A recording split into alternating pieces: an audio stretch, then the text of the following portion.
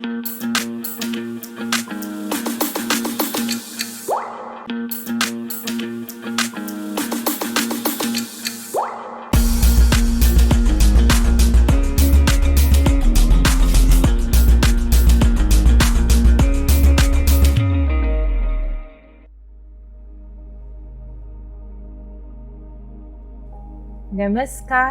जय सीताराम जी।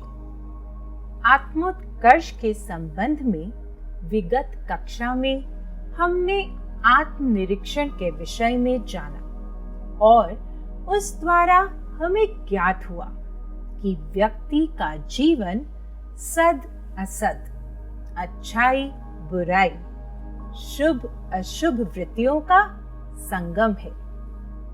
इस संदर्भ में जहां इंद्रिय भोगों और भौतिक आकर्षणों की तरफ मन की प्रवृत्ति जीवन धारा के ऊपर से नीचे यानी पतन की ओर सहज बहाव का लक्षण है, वहीं परमार्थ यानी अध्यात्म की ओर मानसिक झुकाव का होना व्यक्तिगत परिष्करण द्वारा जीवन धारा के आत्मोत्कर्ष की तरफ प्रशस्त होने का शुभ सूचक है।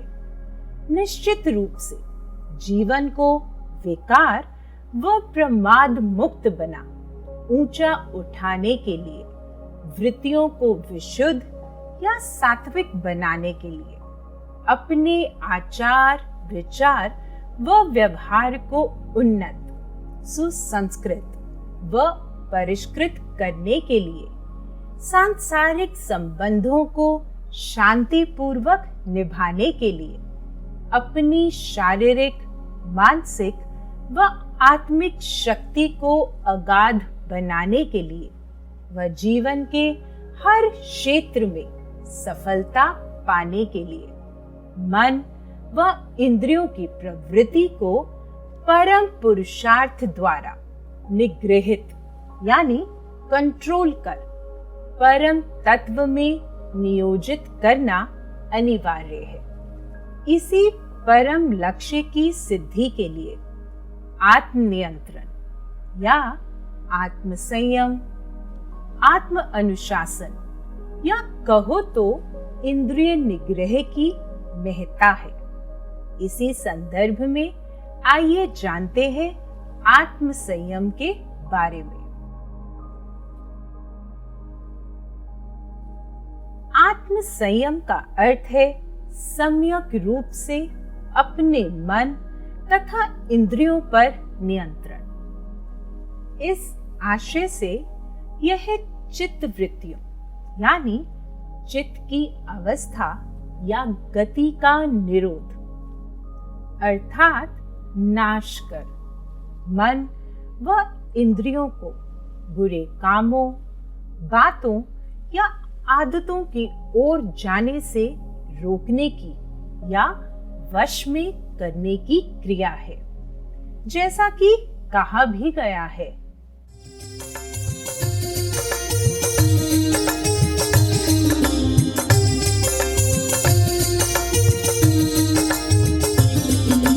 संयम तो है वश में रखने की क्रिया, जी बुरी बातों से बचने की क्रिया। संयम तो है वश में रखने की क्रिया, जी बुरी बातों से बचने की क्रिया। सच तो ये है संयम ही है मानव को मानवता प्रदान करने की क्रिया।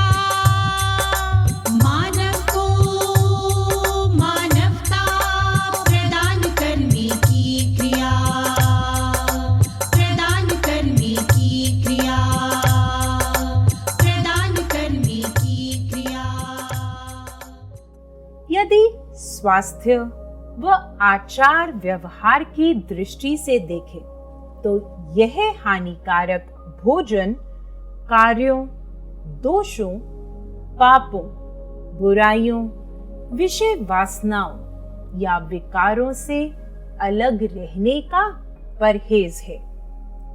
यानी अशुभ प्रवृत्ति का त्याग करने का नाम है। अन्य शब्दों में संयम मन की एकाग्रता व शांति के निमित्त लगाए जाने वाला प्रतिबंध है तथा चित्त को धर्म में स्थिर रखने वाले कर्मों का साधन है। इसके द्वारा मनुष्य की शक्तियों का केंद्रीकरण होने लगता है। इसीलिए इसे योग में ध्यान, धारणा तथा समाधि का साधन माना गया है, जैसा कि कहा भी गया है।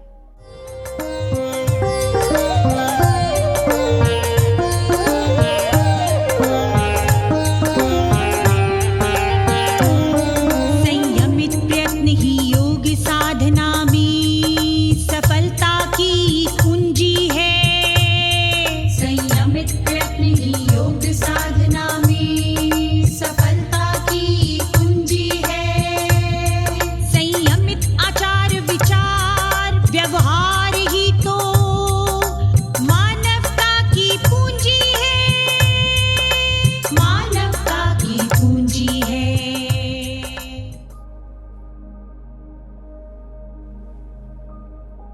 स्पष्ट है कि अपने शरीर, मन, इंद्रियों व चित्त वृत्तियों का नियमन व नियंत्रण ही आत्म संयम या आत्म नियंत्रण कहलाता है। इस आत्म नियंत्रण का प्रारंभ होता है आत्मा के अध्ययन से, यानी आत्मिक ज्ञान प्राप्ति द्वारा अपने यथार्थ को जानने का प्रयत्न करने से। इस संदर्भ में जानो कि इंद्रियां शरीर से परे अर्थात सूक्ष्म और बलवान है। इंद्रियों से परे है मन, इस मन से परे बुद्धि है, और जो बुद्धि से परे है वह सर्वशक्तिशाली आत्मा है। यही हमारा वास्तविक स्वरूप है। अपने इस सर्वशक्तिमान स्वरूप का बोध रखने वाला ही सम, संतोष, धैर्य, सच्चाई, धर्म जैसे सद्गुणों के बलबूते पर विषयों के प्रति मन में उठने वाली काम या कामनाओं का विरोध कर अपनी चित्त वृत्तियों को निग्रहित कर सकता है और इंद्रियों की स्वच्छंद प्रवृत्ति का दमन या नाश कर जितेंद्रिय यानी अपना शासक आप बन समवृत्ति हो सकता है। यही सच्चा आत्मनियंत्रण है। आत्म संयमी ही अपने आचार व्यवहार को शास्त्र विहित नीति नियमों व मर्यादा की सीमा में साध निष्काम कर्म करने के योग्य बन सकता है और ब्रह्मज्ञ बन मोक्ष प्राप्त करने का उचित अधिकारी सिद्ध हो सकता है। आत्म संयम की इस अपार महत्ता के दृष्टिगत ही सत वस्तु के कुदरती ग्रंथ में ब्रह्म ऋषि की महान पदवी पाने हेतु ऋषि विश्वामित्र का उदाहरण देते हुए कहा गया है, सज्जनों, काम, क्रोध, लोभ, मोह, अहंकार को भी जीतना है। इन सब में बड़ा है काम। काम का परिवार है कामना। काम की दोस्ती है क्रोध से।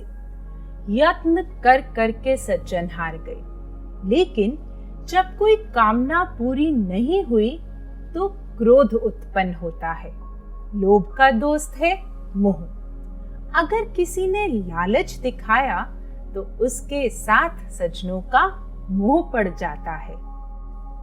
सब सज्जनों को मालूम ही है कि अहंकारता कुल नाशक है। जिस सज्जन को ब्रह्म से ब्रह्म होने की चाहना है तो उसने सम, संतोष, धैर्य, सच्चाई, धर्म की पढ़ाई समाप्त करने के बाद फिर काम को जीतना है। आप सब सज्जन पढ़ चुके हैं कि ऋषि विश्वामित्र राज ऋषि, श्रेष्ठ ऋषि, उत्तम ऋषि और महर्षि तो हो गए, लेकिन ब्रह्म ऋषि ना हो सके। वह यत्न तो लड़ाते थे, लेकिन फिर गिर जाते थे। आखिर में जब उन्होंने काम को जीता तो फिर वह ब्रह्म ऋषि की पदवी पर पहुंचे। इसीलिए सज्जनों को चाहिए कि गृहस्थ आश्रम में रहते हुए आहिस्ता आहिस्ता अपनी इंद्रियों पर कंट्रोल करके काम पर फतेह पानी है। सतवस्तु के कुदरती ग्रंथ से उद्धृत इस गद्यांश में परम पद प्राप्ति हेतु इंद्रिय निग्रह की महत्ता को बखूबी चंद शब्दों में बड़े ही सुंदर ढंग से अभिव्यक्त किया गया है। साथ ही यह भी समझाया गया है कि आत्म नियंत्रण में सबसे बड़ी बाधा है काम, जो इंद्रियों की अपने अपने विषयों की ओर प्रवृत्ति का द्योतक है व जिसका परिवार है कामना। जानो कि अग्नि के समान भोगों से ना तृप्त होने वाले इस काम ने आत्मज्ञान को अपनी माया से आवृत कर रखा है और इसी काम में ही क्रोध, लोभ, मोह व अहंकार का अंतर्भाव है। अतः इस काम पर विजय पाना आवश्यक है।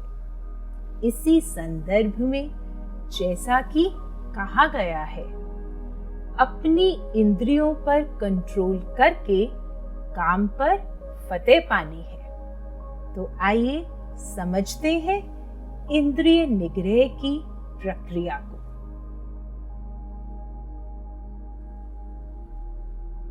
जानो, इंद्रियों से तात्पर्य शरीर के उन अवयवों यानी अंगों से है जिनके द्वारा विषयों का यानी बाहरी पदार्थों के भिन्न भिन्न गुणों का भिन्न भिन्न रूपों में अनुभव, बोध या ज्ञान होता है तथा जिनके द्वारा किसी भी प्रकार का कर्म संपन्न किया जाता है।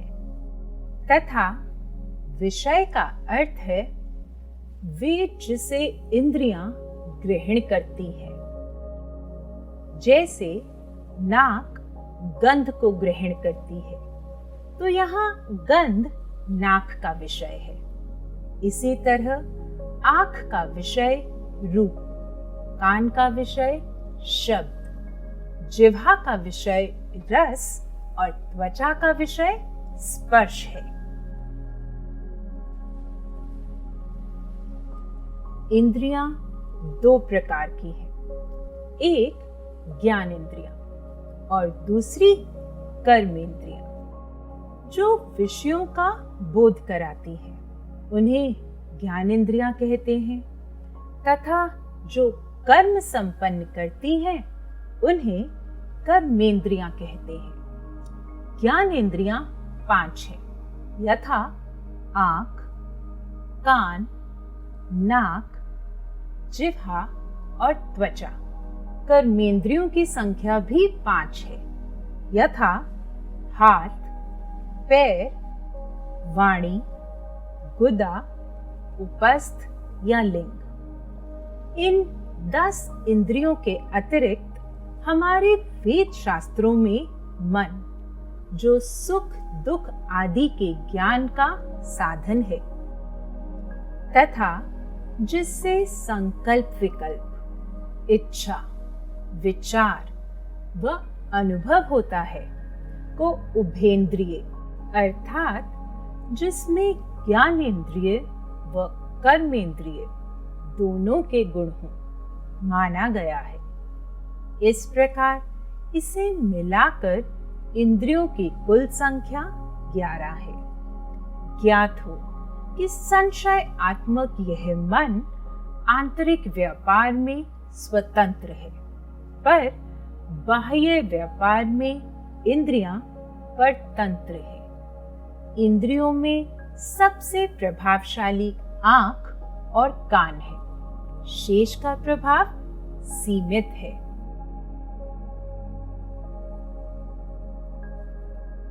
स्पष्ट है कि मनुष्य का शरीर अपनी क्रियाकलापों का सुचारू ढंग से संचालन करने के लिए इंद्रियों पर आश्रित है। इसी संदर्भ में आओ अब ध्यान से समझें कि पंचभूतों से निर्मित शरीर में रहते हुए हमारी इंद्रियां मन व बुद्धि के सहयोग से किस प्रकार कार्य करती है। सर्वप्रथम ज्ञात हो पांचों विषय यथा रूप, रस, गंध, शब्द व स्पर्श बाह्य है। इनकी इंद्रियों से स्वतंत्र सत्ता जगत में है। ज्ञानेंद्रियां मन के सहयोग से इन बाहरी विषय का चित्त में विधान यानी व्यवस्था या सृजन करती हैं। जो विषय मनोनुकूल होते हैं, इंद्रियां उनसे जुड़ती हैं, उनकी तरफ खींची चली जाती हैं, और जो मनोनुकूल नहीं होते, इंद्रियां उनसे दूर हट जाती हैं। उदाहरण स्वरूप रूप सुंदर है तो आंखें उधर लगी रहती हैं। यदि विकराल और डरावना है तो आंखें उनकी तरफ से मुख मोड़ लेती हैं। चित्त में प्रतिष्ठित विषयों के मानसिक रूपों का विश्लेषण और सामान्यकरण बुद्धि जो हमारे सोचने समझने और निश्चय करने की शक्ति है वह करती है। इंद्रियां चाहे शरीर के विभिन्न अंगों में स्थित हैं, परंतु वे मन और बुद्धि के सहारे ही मनुष्य को ज्ञान संपन्न बनाती है। इस परिप्रेक्ष्य में यदि मन और बुद्धि इंद्रियों का साथ ना दें तो वे निरर्थक सिद्ध होती हैं। जैसे आंख का काम है देखना, यदि आंख के व्यापार के साथ मन का सहयोग ना हो तो आंखें देखते हुए भी नहीं देखेंगी। उदाहरण स्वरूप यदि कोई परिचित आदमी हमारे पास से गुजर रहा है और हमारा मन भीतर ही अपनी उधेड़ बुन में लगा हुआ है, तो वह आदमी दिखते हुए भी दिखाई नहीं पड़ेगा। इसी को हम व्यवहार में कहते हैं कि हमारा ध्यान नहीं गया। इस तरह इंद्रियों को विषयों और मन बुद्धि के बीच साधन माना गया है और उनसे अधिक महत्व मन और बुद्धि को दिया गया है। ऐसा इसलिए क्योंकि मन और बुद्धि के अभाव में इंद्रियों के व्यापार कोई मायने नहीं रखते। हमारी कर्मेंद्रियां अपने व्यापार और प्रवृत्ति के लिए मूलतः ज्ञानेंद्रियों पर निर्भर हैं। इसीलिए कर्मेंद्रियों की तुलना में ज्ञानेंद्रियों का महत्व प्राथमिक माना जाता है। कर्मेंद्रियां भी ज्ञानेंद्रियों की तरह वही करती हैं जो मन करवाना चाहता है या बुद्धि जैसा उन्हें निर्देश देती है। उदाहरणतः लिखने का काम हाथ करते हैं और चलने का पैर।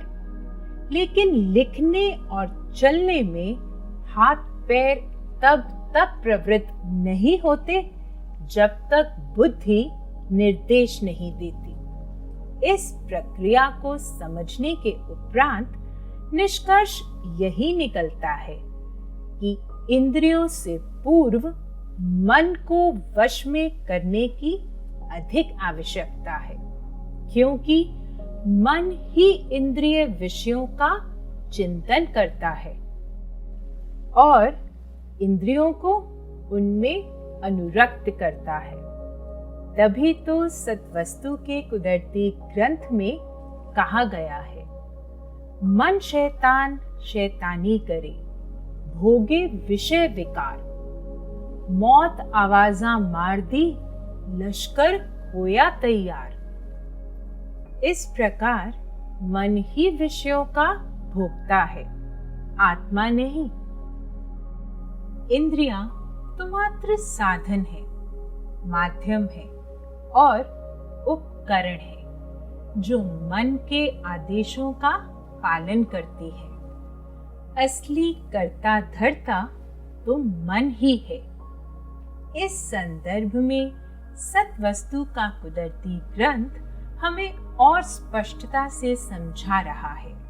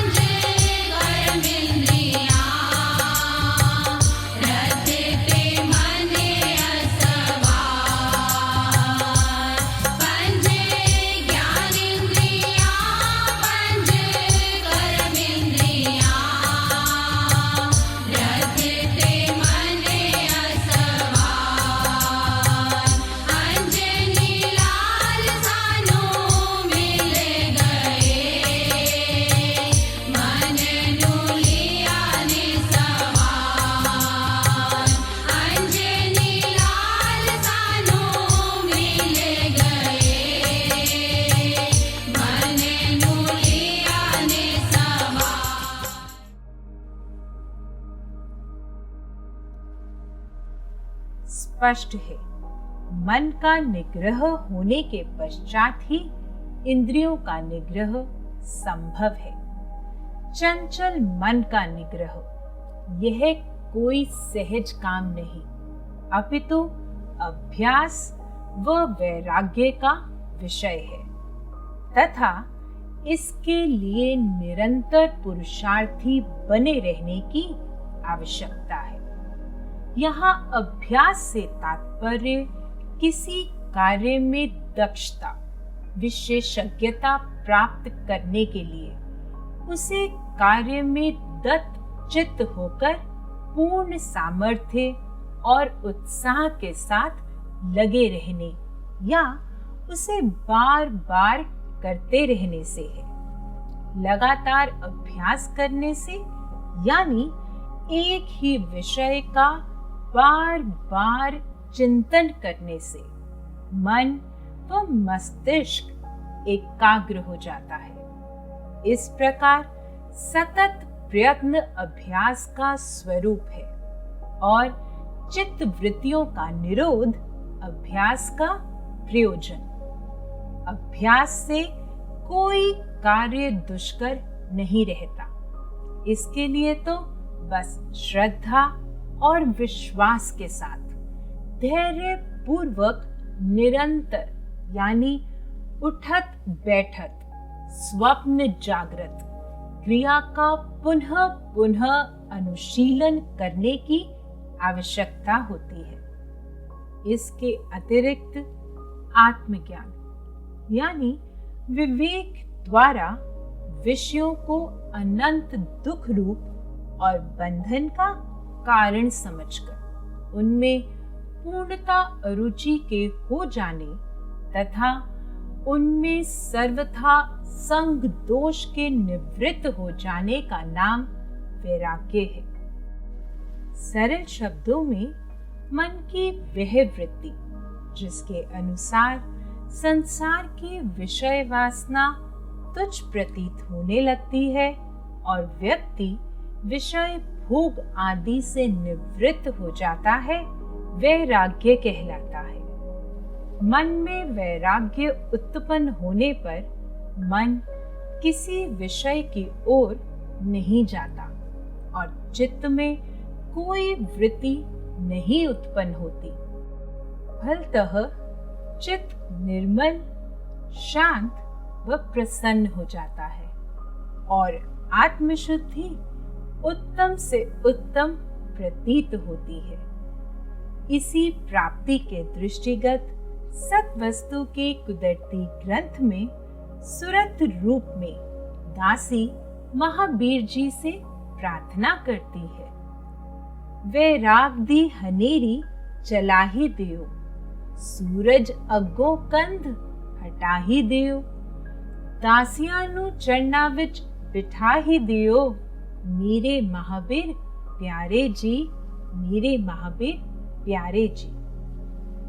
इस संदर्भ में भक्ति भाव द्वारा यानी मूल मंत्र आद अक्षर ओम के सिमरन द्वारा जब ख्याल ध्यान बल व ध्यान प्रकाशवल कर चित्त की वृत्तियों को आत्म स्वरूप में ठहराने का यत्न किया जाता है, तब मन अन्य विषयों में राग होने के कारण उनकी ओर दौड़ता है। विषयों में राग सकाम कर्मों से होता है, इसीलिए विषयों से वैराग्य प्राप्त करने के लिए कर्मों में निष्कामता को ध्यान पूर्वक साधना पड़ता है, अर्थात इंद्रियों की भोग प्रवृत्ति का दमन कर हर कर्म फल की इच्छा त्याग कर निष्कामता व सर्वहितकारिता के भाव से संपन्न करना पड़ता है, जैसा कि कहा भी गया है, साधना करो दिलावो ध्याने, साधना करो दिलावो ध्याने, रास्ता पकड़ो निशिता, रास्ता पकड़ो निशिता,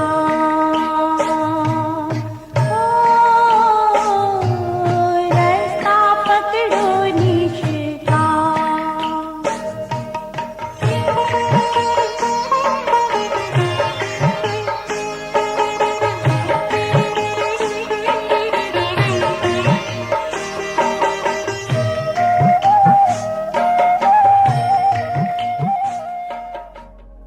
ऐसा करने से निष्कामता का भाव चित्त में सुदृढ़ हो जाता है, यानी स्वभाव के अंतर्गत हो जाता है। परिणाम स्वरूप मन उपशम हो, यानी आसक्ति व तृष्णा का नाश कर काम वासना से मुक्त हो जाता है। मन की यह वैरागपूर्ण अवस्था समस्त कलेशों, विपत्तियों, द्वंद्वों और भ्रमों से निवृत्ति पा पूरी तरह से आत्मतुष्ट यानी शांत होने का सूचक होती है। इस आत्मतुष्ट अवस्था में व्यक्ति न इंद्रियों के भोगों में आसक्त होता है, न कर्मासक्त होता है, क्योंकि सभी संकल्पों का अभाव हो जाता है। यही प्राप्ति ही आत्म नियंत्रण की कसौटी है। इस कसौटी पर खरा उतरने वाला शब्द ब्रह्म विचार धारण कर अपने असलियत ब्रह्म स्वरूप में लीन हो जाता है और जगत में रहते हुए उससे आजाद हो विश्राम को पा जाता है। आप भी इस मनोनिग्रह द्वारा इस विश्राममय अवस्था को पाने में सफल हो, इस हेतु आत्म संयम पर इससे आगे बात आगामी कक्षा में करेंगे। तब तक के लिए नमस्कार। जय सीताराम जी।